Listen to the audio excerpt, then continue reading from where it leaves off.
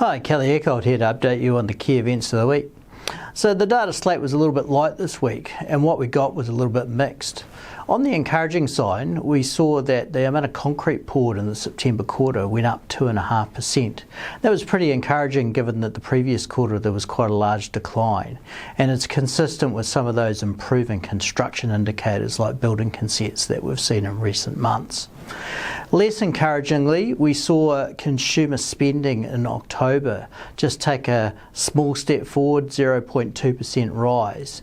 And the issue there was that New Zealanders spent a little bit more on food, but actually a bit less on the nice to haves, which suggests that consumers have still got the wallet shut even after these interest rate cuts have had in recent months.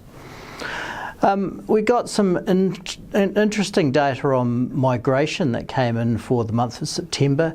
Interesting in the sense that it showed that the volume of New Zealanders leaving the country was a little bit less than previously appreciated.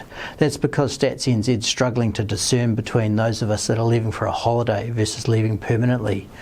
It also showed a decent rise in tourism arrivals. So over the year as a whole, tourism arrivals are up 9.6%, and that probably reflects the lower exchange rate that we've got now.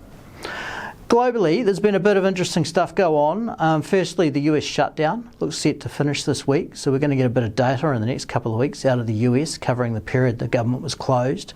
And in Australia, the labour market report for October was actually quite strong, and it certainly offset the increase in the unemployment rate that we'd seen a couple of months ago.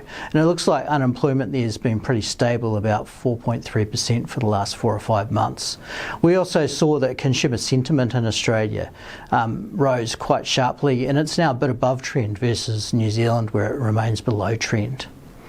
I'll be back to update you again next week.